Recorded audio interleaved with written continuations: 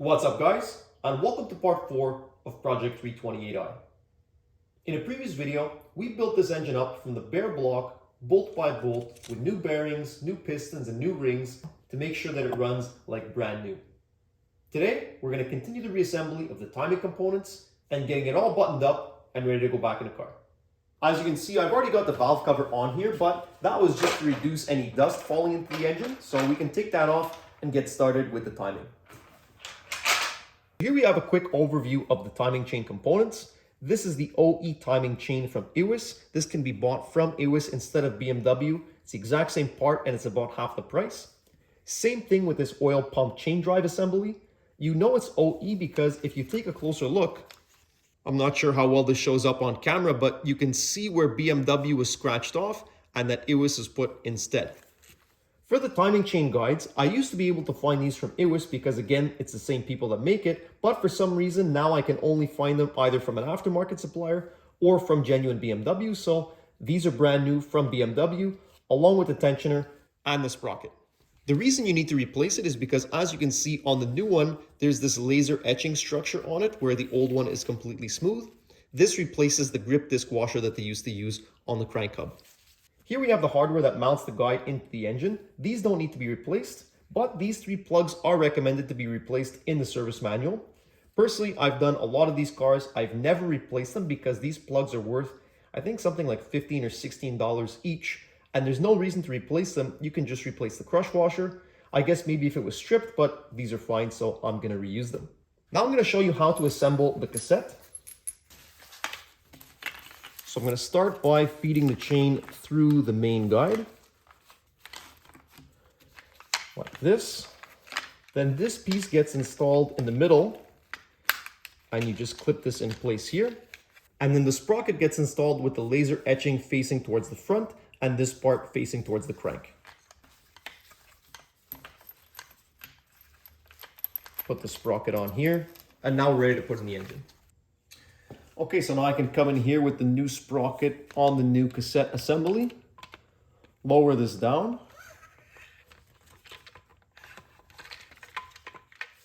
And I'm going to put the 2 top bolts in.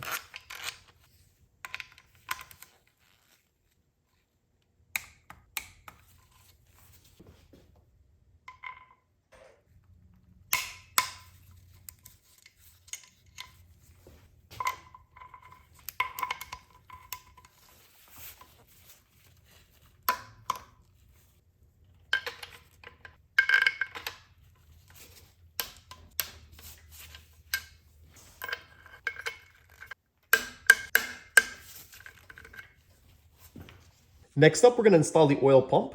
First, I'm going to remove the oil pickup tube. That way we can replace this O-ring.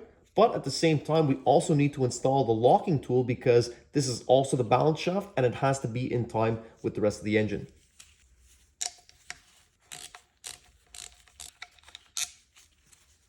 All right, and now this should slide out. So as you can see, this O-ring is looking really flat.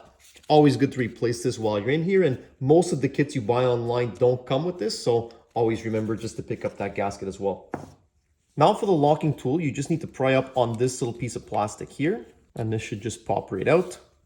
And then the tool comes with 3 parts. So this actual locking tool, the pin that actually locks the shaft, and then this screw at the top. So first you place the locking pin into the hole, and then spin the shaft until the pin falls down. So I was kind of lucky, we were already in the right spot. Now we can put the locking tool on. I can screw this one in. And then for this one, you just reuse the oil pickup tube bolt. Now it's normal for this to be a little bit loose. There should be some play. You can actually lift it up and down a little bit as well because the oil pickup tube bolt is a little bit too long with this skinny tool. But as long as it locks the tool in place, that's all that you need. And now you can get the oil pump back on. There's 2 dowels to line yourself up with. All the bolts are the same size except for this one that's a little bit shorter that goes in this corner. And then you've got 2 of these small torques that go here and in this corner. Okay, and there's no torque sequence on these, so I'm just going to go back and forth from the middle.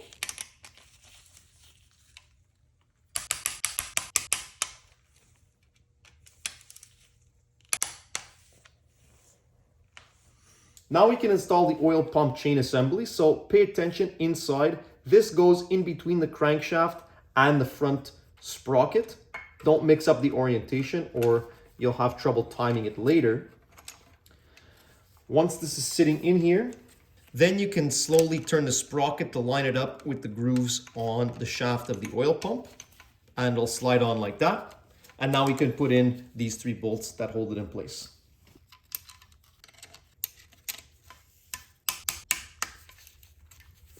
Now we can also put in the new sprocket bolt for the oil pump.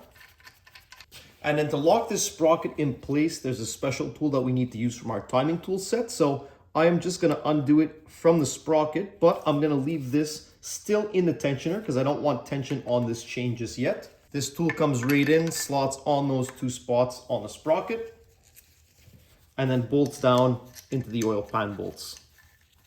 And now this bolt is torqued first to 20 Newton meters and then to 95 Newton meters.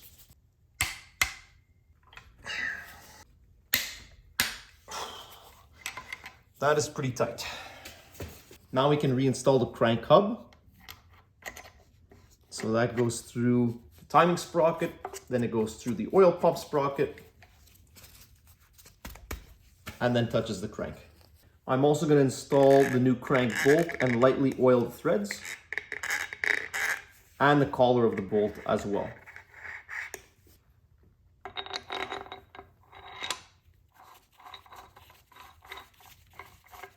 I'm just putting this on by hand loosely, and now we can go get everything in time. Timing the N20 actually requires 3 different special tools, which is really not ideal if you're trying to do this job by yourself at home. The first one you already saw was the oil pump locking tool. That's the tool that goes on the front of the sprocket to lock it in place while we torque it down. And it also has the pin that goes into the balance shaft to make sure that it's in time. The second tool is this one, which is the main timing tool. This part here is what goes on the cams to lock those in place.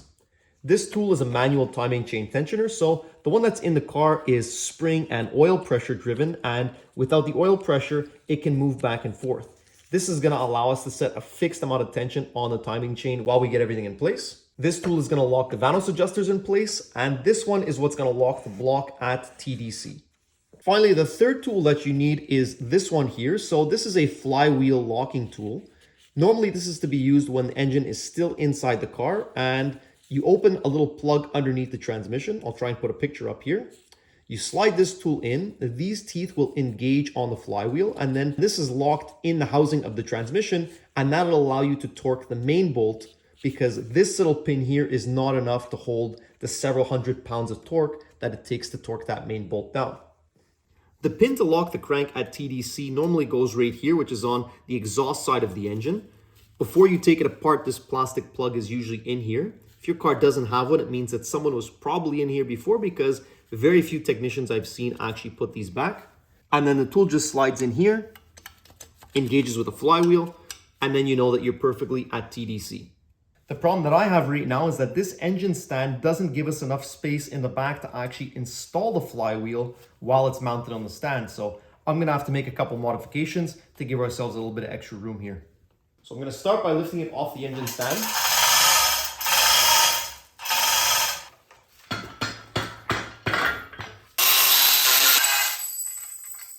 Before I get the flywheel back on, I'm just going to put this crank sensor back on.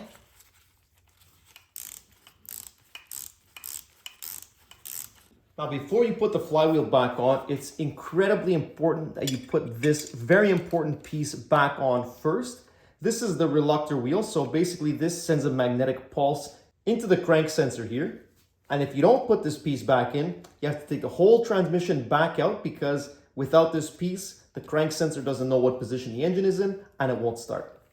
So once both of these things are in, you can put the flywheel on. There's this one dowel hole so that it's always in the right orientation. These flywheel mounting bolts need to be replaced.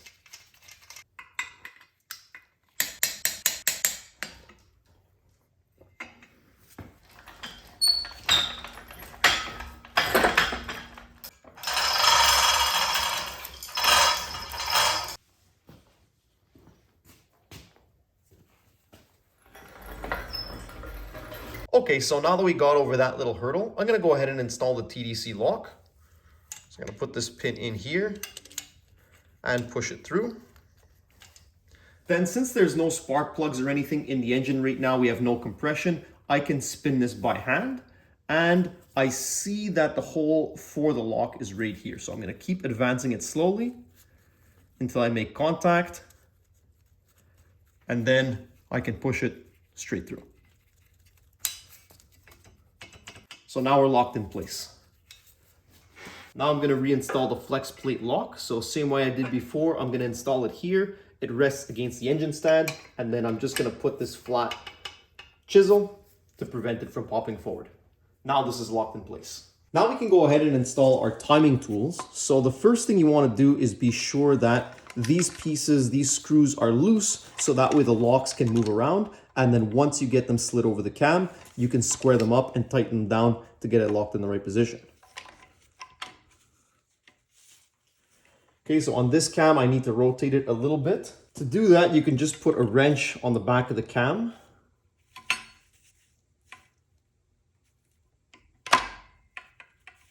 There we go. The tool should fall into place relatively easily. If you find you have to be banging on it or hammering, it means that the cams aren't in the right position. Now I'm gonna install the locking bolts to hold the tool onto the cylinder head. And then you can just come in here and snug up these bolts so that the tool doesn't move. Don't go crazy. Okay, so now our tool is locked in place. Our cams are in the right position. We can come and install the Vanos adjusters. Getting the adjusters in is pretty easy. Just pay attention because one of them is marked IN for intake and the other one was marked EX for exhaust. You just take some of the slack in the chain, and I find it's easiest to get the gear portion on first into the chain. And then once the gear portion is on, you can slide it onto the cam. Same thing on this side. So you grab the adjuster, get the chain on first.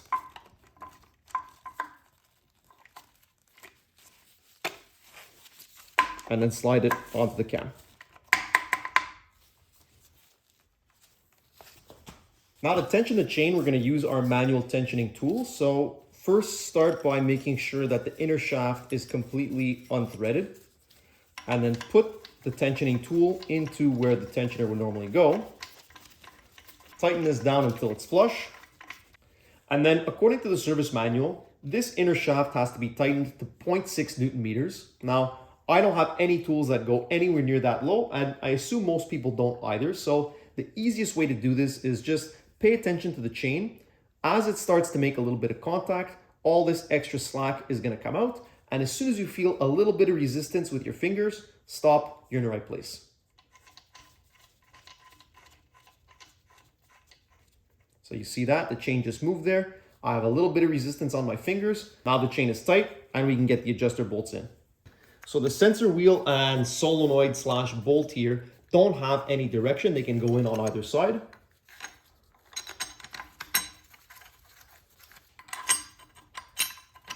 Okay, that looks good. So chain is still nice and tight. These are in place. So now we'll get the locking tool in. So this tool is really simple. Basically, it's just a plate that bolts down with these two pins that push out. And you're just gonna line up the sensor wheels with these pins, and then we can torque down the middle bolt. So I'll start by placing this on here. Then I'm gonna spin this until it clicks in place. That's one. And that's two. Again, just snug these up. Make sure that the pins are fully depressed and that the wheels don't move anymore. And now we can torque these down.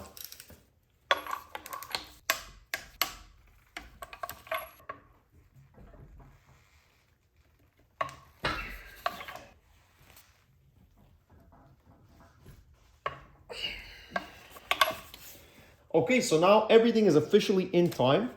The cams are locked up top. The Vanos adjusters are locked in the front. We have tension on the chain. The oil pump sprocket bolt is locked underneath. And we have the crank at TDC with the pin that goes through the flywheel.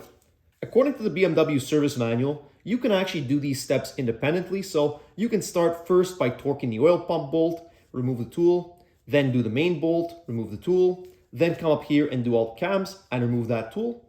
Personally, I find it better to put all the tools on at the same time to make sure that everything is locked, everything is 100% in the right position. And then I'll come back and remove all the tools at once, rotate the engine a couple times, and then put all the tools back on to check and make sure that everything is 100% in time. The last thing that needs to be done before we torque the main crank bolt is just to remove the spring tension on the oil pump tensioner. So just pull this out. And now it's tight. The torque spec on the crank bolt is 100 Newton meters plus 270 degrees, which is an insanely high amount of torque. So when you're doing this, you really have to be careful.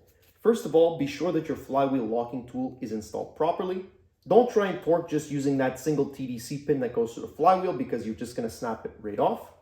Then, since there's so much torque, you're actually going to need some kind of an extra support on the engine stand in the front because otherwise you're just going to knock the engine right off the stand.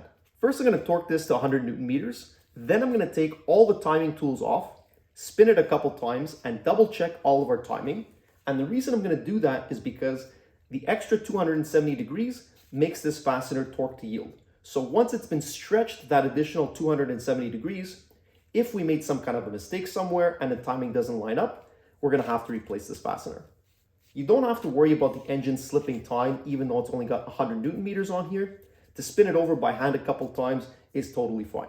The reason it has that much torque is because it needs to hold time when the engine's running. So here's the first 100.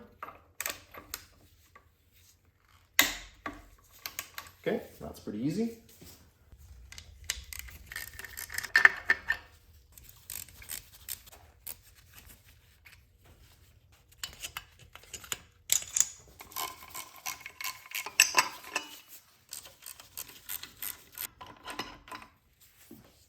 Okay, now moment of truth. Let's see how it looks.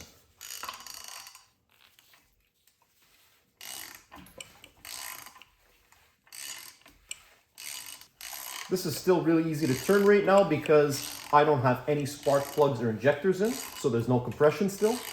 So the minimum requirement is to do this at least twice, but I like to go even a couple more times than that.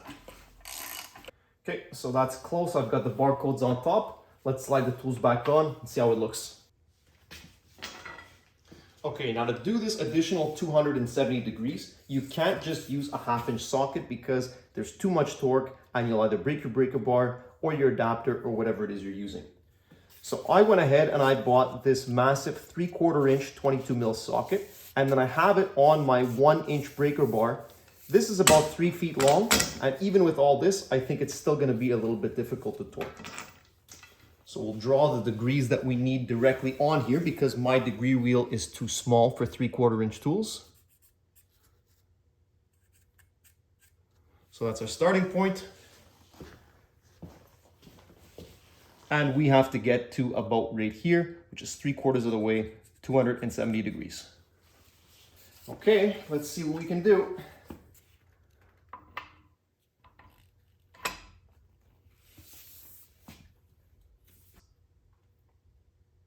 Oh, tabarnak.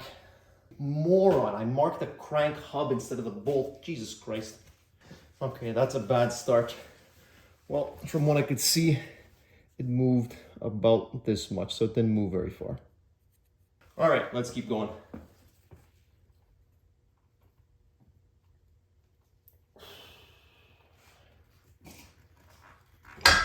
Yeah, this thing is already tipping. This would probably be easier with a second person, but I don't have anyone here right now.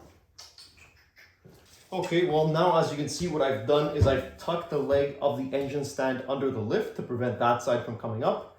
I have my 2 stands here and hopefully this will work. If not, I'll just have to wait until tomorrow and get an extra person. Okay, here we go. Here we go.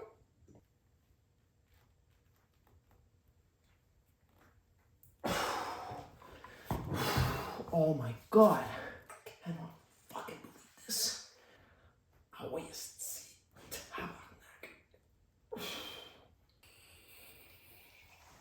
Okay. Oh my God, that is ridiculous. So there you go, 270 degrees.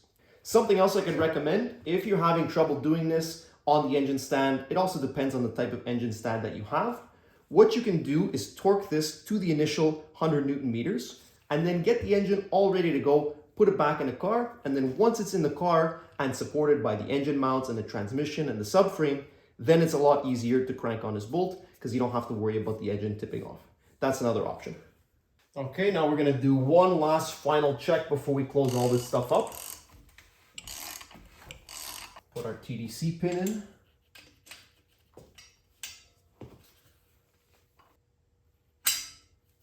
We'll drop on a timing tool. And it falls straight down. And then the Vanos adjusters.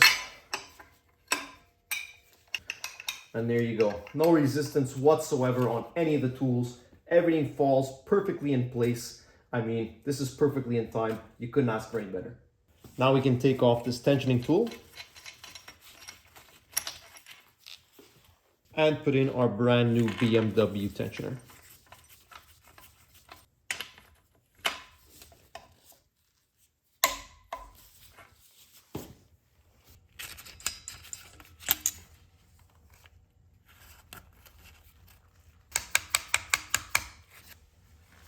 Now we can put the oil pan back on. So first I'm going to put this little plastic plug on the bottom of the balance shaft. Next we can reinstall the oil pickup tube with the new gasket.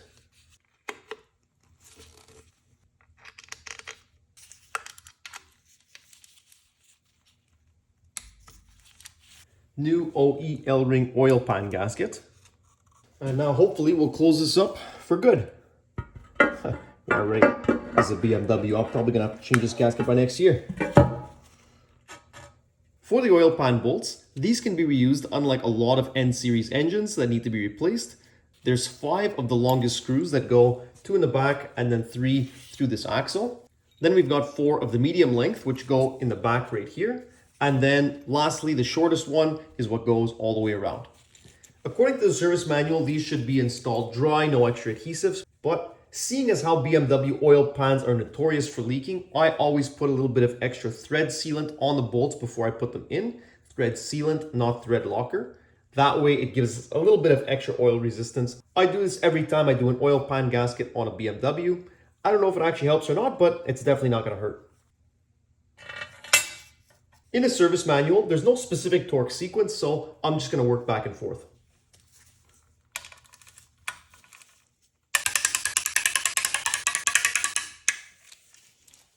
Now we can reinstall the oil level sensor with a new gasket. Okay, this is looking good. Now before we continue reassembling anything on the bottom here, like the differential or the axle shafts, we're going to flip it over and continue the reassembly on the top end. Now we can do the spark plug. So this is the NGK spark plug that I'm going to be using. Then to install them, you need this special tool. This is a 14mm 12-point socket, but thin-walled. A regular socket won't fit.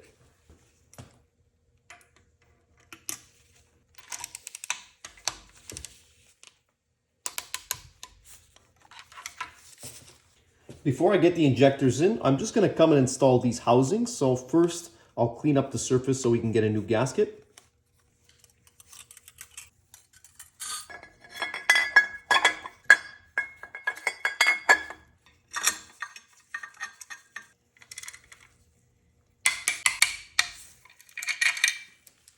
When we're using any BMW direct injection injector, there are 2 items that you need to replace every time. The first one is the decoupler element, and the second one is the Teflon seal. Realistically, these decoupler elements can sometimes cost quite a lot of money depending on the model, so I have reused these before, even though it's recommended not to, but one thing that you can absolutely never reuse is this Teflon seal. Getting the old ones off is pretty easy, so this you can usually just pry off with a screwdriver. It comes right out. And then for the Teflon seal, you can just come in here with an X-Acto knife, slice the seal gently so that you don't scratch the injector, and then you can separate it. Obviously, BMW has a special tool that you're supposed to use to remove and install the new Teflon seal, but if you're doing this at home, I'm going to show you how you can do it using nothing more than a pen. So first start by removing the actual ink inside the pen, and then you're going to need the cap. this piece, and the stem. I'm going to start by cleaning the injector.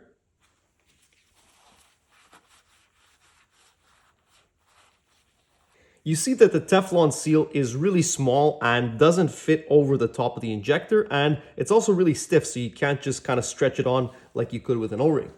So what you're going to do is you're going to press the Teflon seal over the top of the pen like this, and then using the stem of the pen, you're going to compress it all the way up to the collar.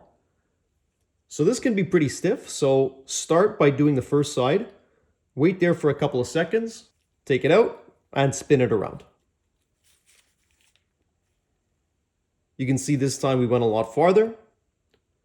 Gonna hold it here for a couple seconds again, flip it around one last time, and now we should be able to get up to the blue part.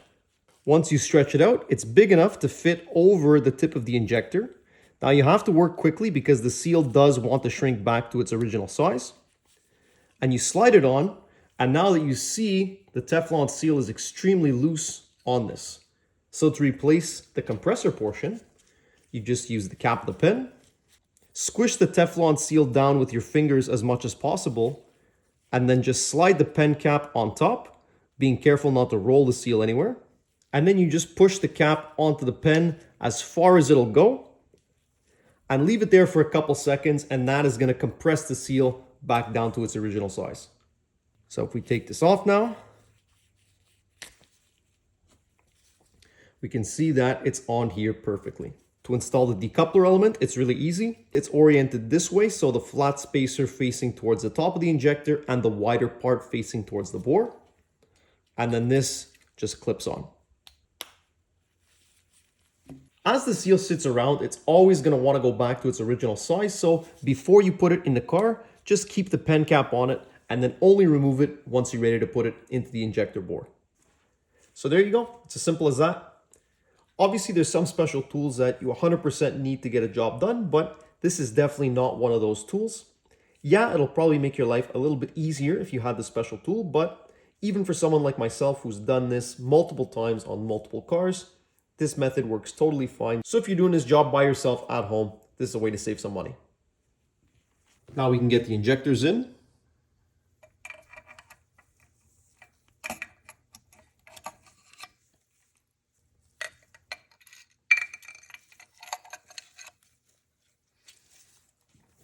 And then you can start pushing them in by hand, but what I like to do is just take the injector hole down, because that'll allow us to make sure that it's completely lined up and square. Then I'm going to get the bolts and slowly start feeding it in, and that's going to help push the whole assembly down. And then using just a 1/4 inch drive ratchet, you can slowly start to wrench this down.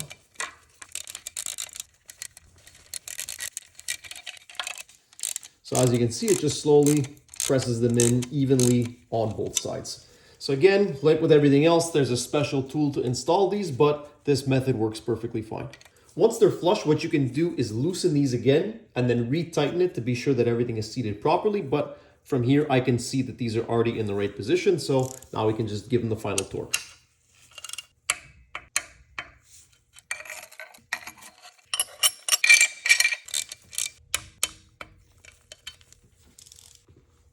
Now we can put the valve cover on, but before we close it up, I'm going to put one last coating of assembly lube and oil over all the components.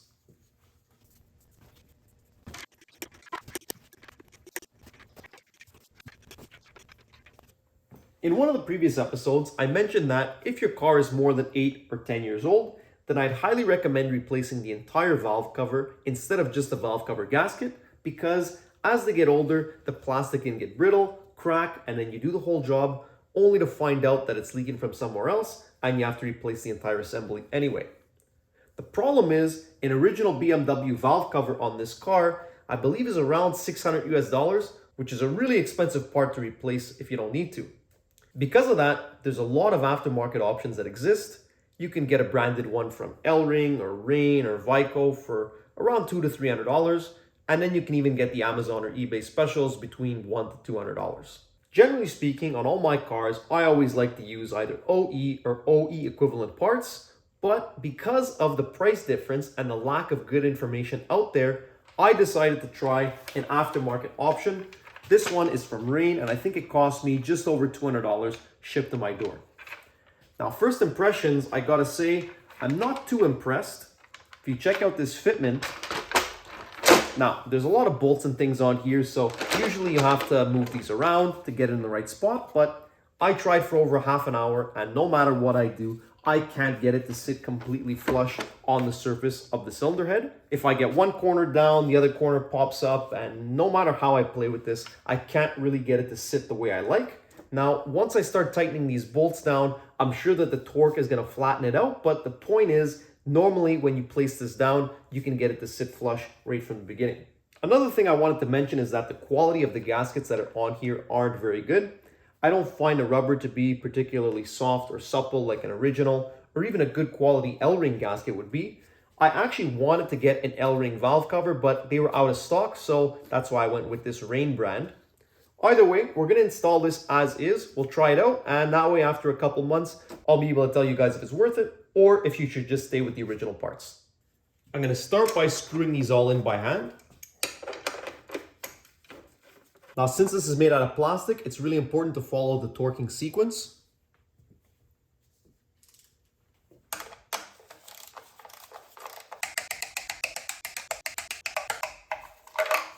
New eccentric shaft motor gasket.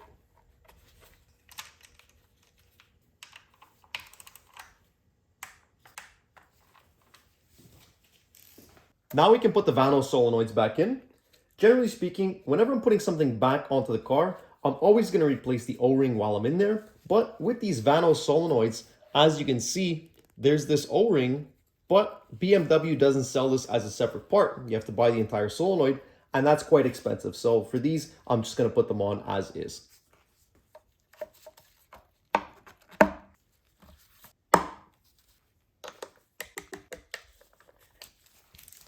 Cam sensors.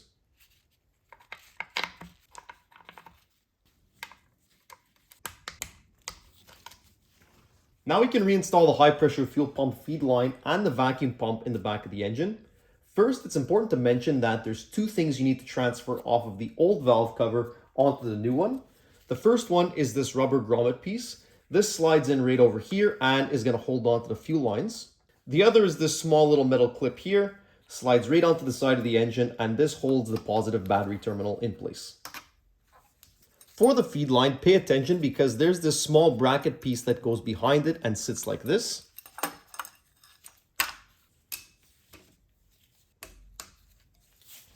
If you're not replacing the valve cover, then it's recommended to replace this rear seal for the vacuum pump. Make sure that you line up the tab on the vacuum pump with the tab in the cam. You'll feel when it clicks into place. If you're having any kind of resistance, just take the pump out, rotate it a little bit, and try again.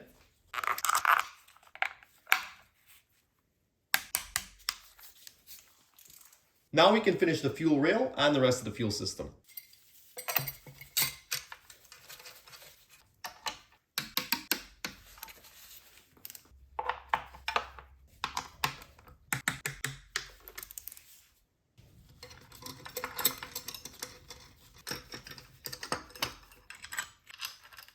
When you're tightening this down, you want to go slowly back and forth between the bolts because there is a little bit of spring tension going upwards on the pump. So you want to make sure that this is going down completely flush.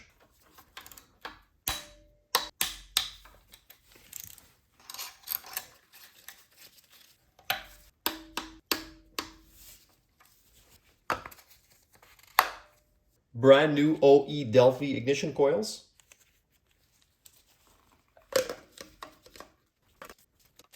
Very nice, very, very nice. Now we can reassemble the accessories. New alternator.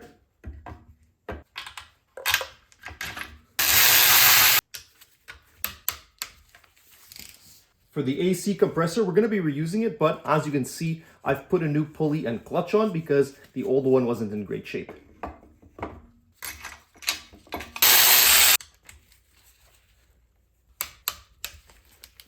New tensioner.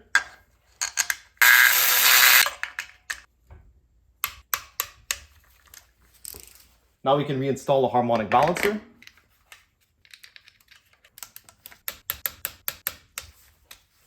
These are a little bit tricky to torque because as you're trying to torque it, obviously it's going to spin the rest of the engine. So just use the flywheel locking tool in the back again to hold it in place. Now we can put on the new belt. If you have the electric power steering like we do on this car, it makes it quite a bit easier. If you have the hydraulic power steering, you have the extra power steering pump there, and there's an extra piece on top of this pulley because the power steering belt rides on a separate piece. So now we can feed this through. The new tensioners always come with this locking pin where there's no tension on the belt. What we have to do now is use a 16mm socket, counteract the spring, remove the pin, and then the spring tension will tighten the belt.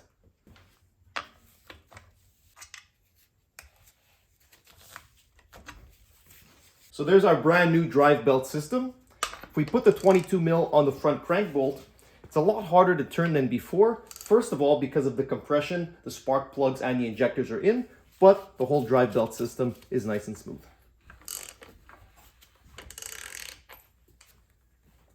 Now we can reinstall the oil filter housing, new gasket, longest bolt goes on top, shortest bolt in the front, and the medium length bolt goes in the back.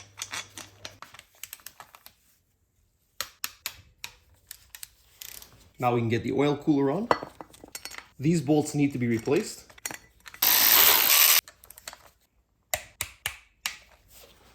Now we're going to put everything back on the exhaust side, all the lines, hoses, and the turbo. Start with this PCV one.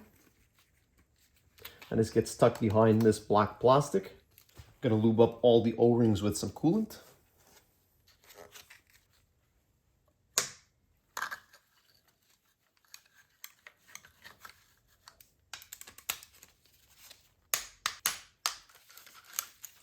We also have all new exhaust hardware, so new studs.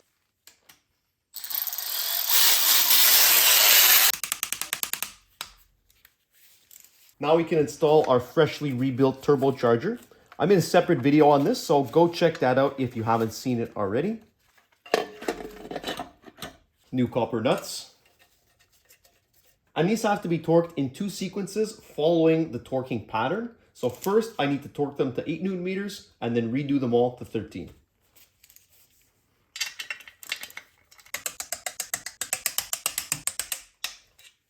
Now we'll reconnect the oil line.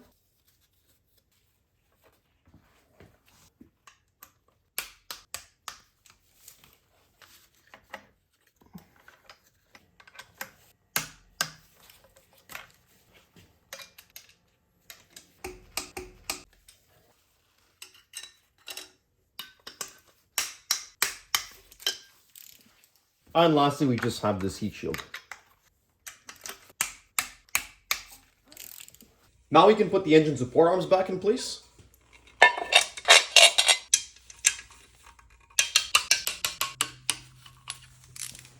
And now, time for my favorite part of the job, the wiring harness. Ah, yes. Oh, yes. First, I actually need to put the starter back in place because the wiring harness is attached to the intake manifold. And then once that goes back on, it's a lot harder to access this.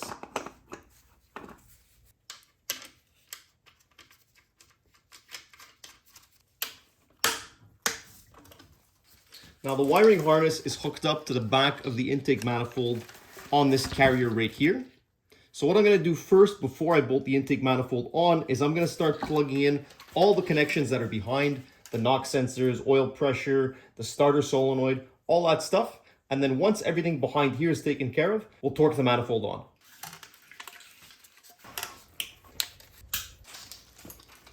What a fucking show. All right, well, that's starting to look pretty good. Now, like I mentioned, the wiring harness is one of the things that gives me the most trouble when I'm reassembling an engine. But there's 2 key things that I do that really help me a lot. Number 1 is obviously have a lot of reference pictures or videos. So while I was working, I had the teardown video open at the same time, and I was watching the way I was taking wires apart and laying them down. And that'll get you about 80% of the way there. The second key thing is just to pay attention to the way the wires are kinked. So after the car goes through a couple of heat cycles, even on a fairly new car, the wires, they get bent in a certain direction, and that's how they want to stay. So if you place something and you notice that the kink is pressing up against something else, or not really working the way you want it to, it's probably because it has to be routed another way. So now that we've got everything taken care of behind the intake manifold, now we're going to come and bolt it back on.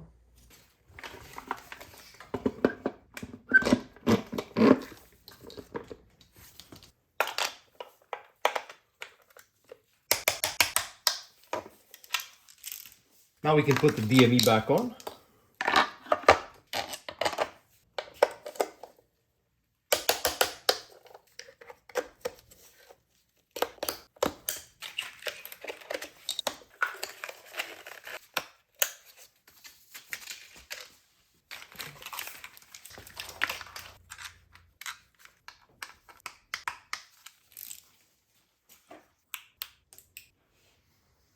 For the top first, there's this holder that goes on the rear.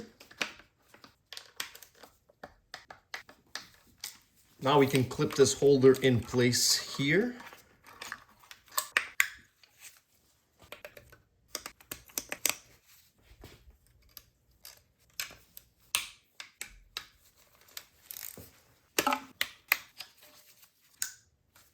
Okay, well, that's it for the wiring harness. I'm glad that's done. And lastly, we're going to do the water pump and all the cooling hoses.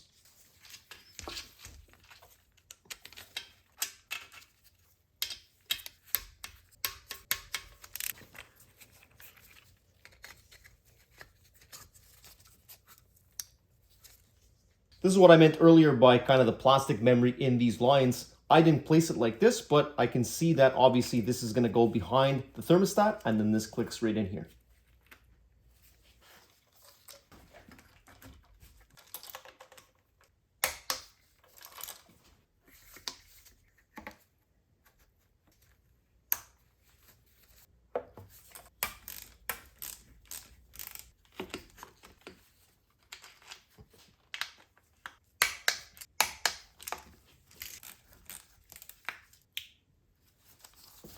Now you may have noticed that on the front of the engine, I've cleaned all these hoses, but I haven't actually replaced any of them. And I know a lot of people are going to be wondering why, especially considering everything was already disassembled. It would have been a great time to do the water pump, the thermostat, and any of these hoses as well. And the answer lies in the cost of the parts versus the opportunity to replace it. So what I mean by that is, for example, on an N63, there's lots of hoses that are buried behind hours of labor. And if you don't replace them while you're in there, if you put everything back together, start it up, and realize there's a leak, there's a lot of work that you have to undo to get access to those. On the N20s, one of the big advantages is that the cooling system is fairly straightforward, and all of these hoses, thermostat, water pump, all that is really easily accessible from the engine bay, and there's almost no extra disassembly required. So I'm not going to spend an extra $700 or $800 replacing all these components unnecessarily, because on projects like this, the costs get out of control really quick. So we're going to put it all back together, start it up, and then if there's a problem, we'll tackle that component once it's there. The one component we do have to replace is the Mickey Mouse cooling flange. As you can see, when I took it off, it basically disintegrated, and this is a super common failure on all the N series engines, N20s, N52, N55, and I replace it with this aluminum flange. It's one of the only times where I use an aftermarket part instead of the OEM. So now this bolts right on here, and then the cooling hose just slides right on top.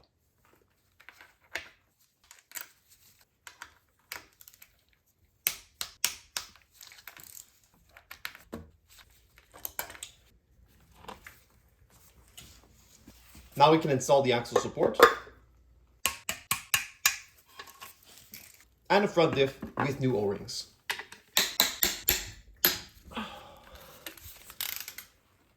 And then we've also got these EVAP lines, so the little canister solenoid presses right onto this mount over here. Then we can plug this last connector in. This line plugs into the side of the throttle body. And then it just clips into this holder over here. And last connection right here. So that's it for today, guys. We've got the engine all in time, all the new parts, all the new accessories, all buttoned up and ready to go back into the car. Let me know what you guys think in the comments. Thanks a lot for watching, and stay tuned for part 5 coming soon. We're going to get the whole engine back on a subframe, get everything back in the car, and hopefully bring this thing back to life. Thanks, guys.